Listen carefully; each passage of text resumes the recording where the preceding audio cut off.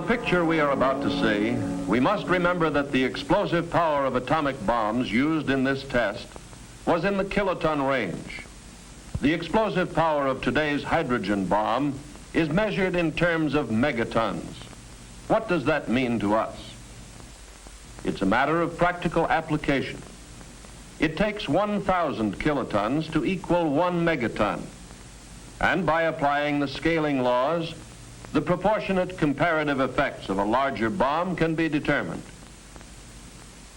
The A bomb exploded here was rated at approximately 30 kilotons. For comparison, let's use a 20 megaton H bomb. The 20 megaton bomb, therefore, would be 667 times as strong as a 30 kiloton bomb.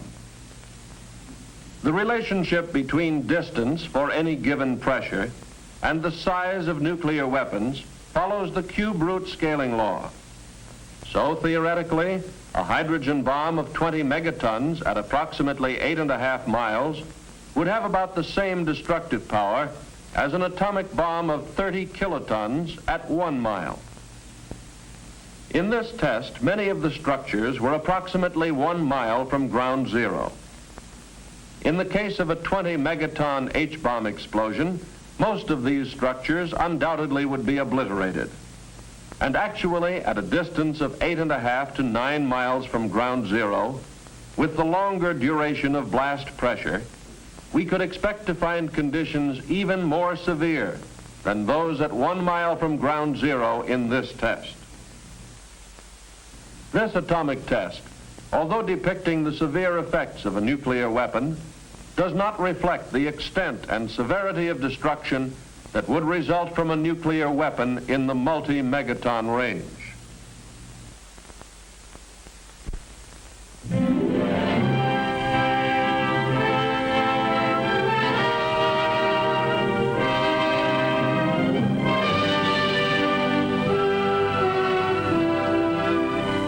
Here at the Atomic Energy Commission's Nevada test site, I covered the story of Operation Q, a program to test the effects of an atomic blast upon the things we use in our everyday lives.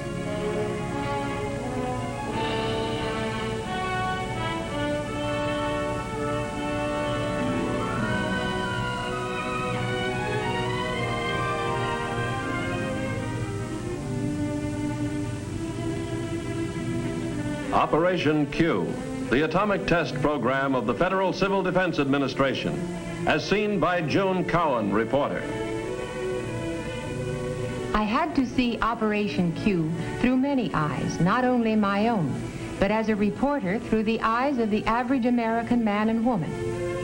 I arrived at Civil Defense Headquarters the day before the explosion was scheduled to take place, and checked in at once with the official who was to brief me about the test.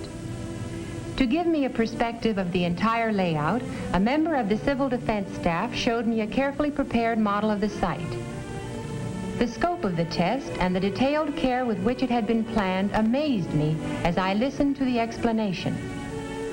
We begin with the question of shelter, for shelter might save our lives if we were far enough away from ground zero. If so, what kinds of shelter are effective?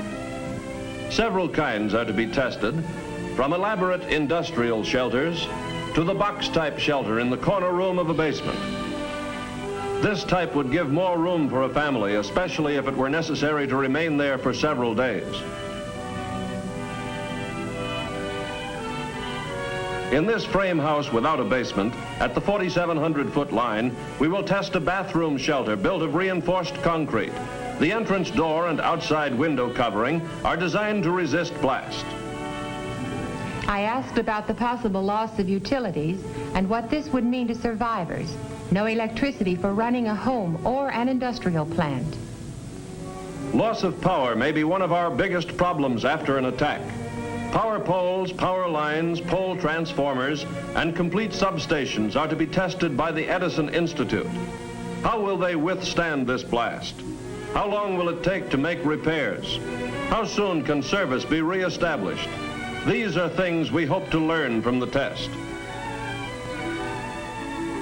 One complete transformer substation has been erected relatively close to the shot tower. A second substation and power lines have been placed at a much greater distance from the tower. Thinking about news during an atomic attack, I asked about radio towers. Two kinds are to be tested. One tower is self-supporting without guy wires.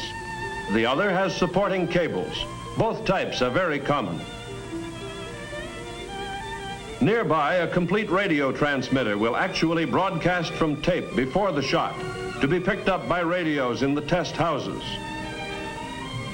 Both liquefied petroleum and natural gas facilities will be tested. Will the fittings and connections stand the test? Will there be fires? All equipment is installed and checked by technical experts from the LP Gas Association and the American Gas Association. An 18,000-gallon supply tank, partially filled with propane and complete with feed pipes. A weighing and storage house and delivery platform have been erected on the test site.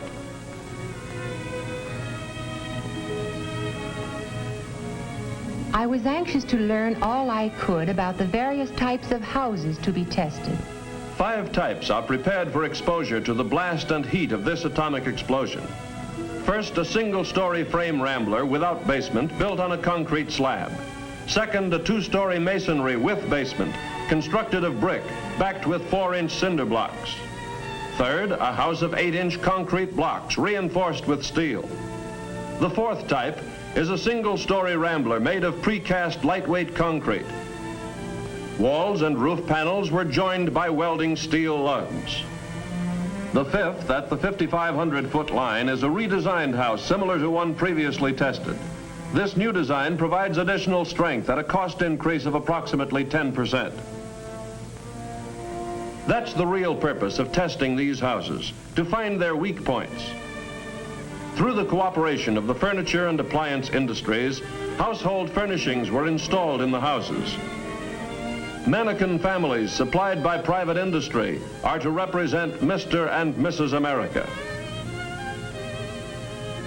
Interior home furnishings donated by industry are complete in every detail.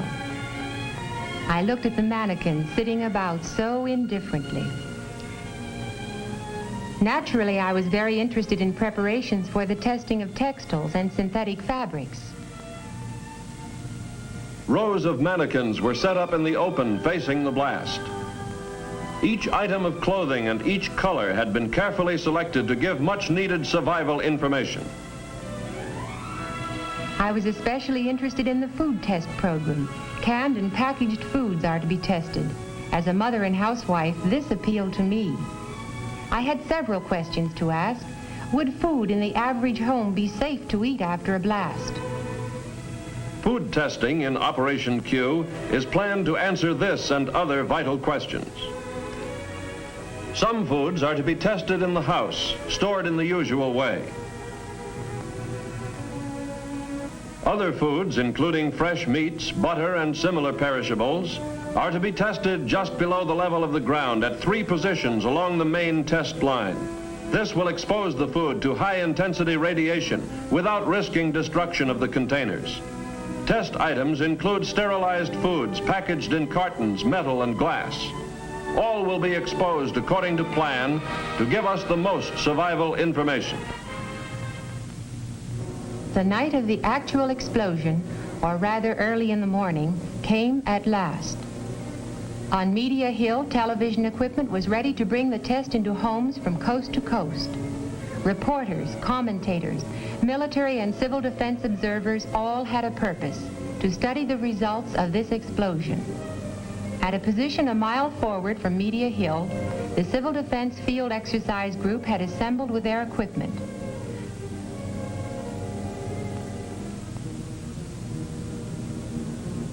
A small group of civil defense volunteers were to occupy a trench relatively close to ground zero. On Media Hill, where I remained, there was hot coffee, last-minute briefings, and more waiting. But it seemed no time at all before the loudspeaker warned, H-minus 1 minute. Put on your goggles. Observers without goggles must face away from the blast.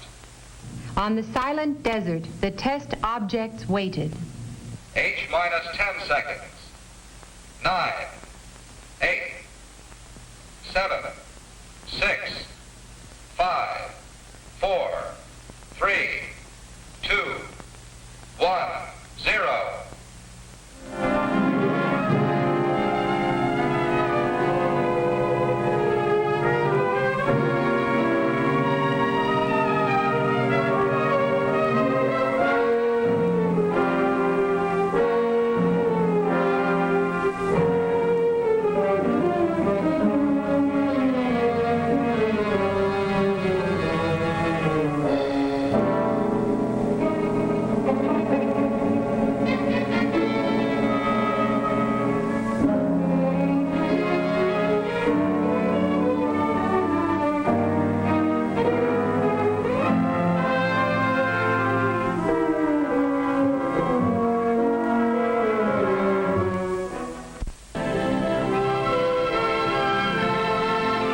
24 hours elapsed before we were permitted to view at first hand the results of the explosion. Let's see how the blast affected the houses. This is what remained of the masonry house that was not reinforced.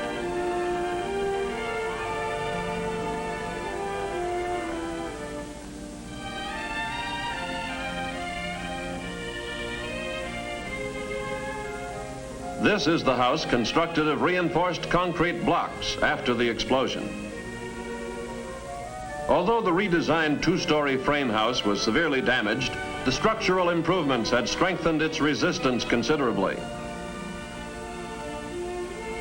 As seen here, although basement shelters offered some degree of protection, they cannot be depended upon completely in potential blast areas.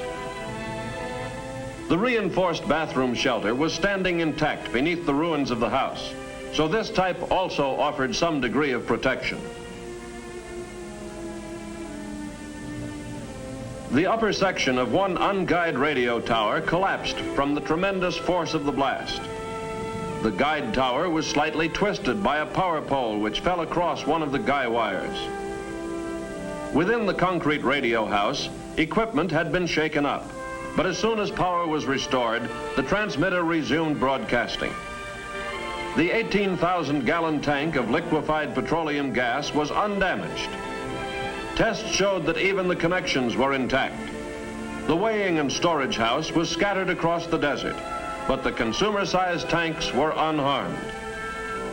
Power lines and transformers suffered some damage, but most of the power poles were still standing or could be repaired. The power substation was not seriously harmed. Edison Institute personnel tested all lines and found the station to be operative. The food and cases of canned goods were taken away for laboratory tests. Do you remember this young lady? This tattoo mark was left beneath the dark pattern. And this young man, this is how the blast charred and faded the outer layer of his new dark suit. During all this activity, the mass feeding group was improvising to feed the test observers. I particularly remember some roast beef. It was done to perfection and roasted in cans which could have been salvaged from demolished buildings.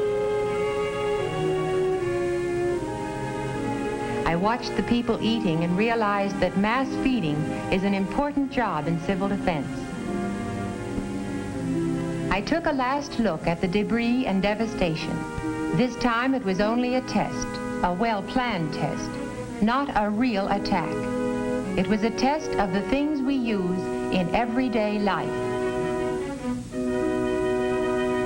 Many lessons were learned from this test that affect civil defense planning. And it must be borne in mind that multi-megaton weapons would result in much greater damage over a larger area. All these factors must be considered as we plan for the survival of our homes, our families, and our nation in the nuclear age.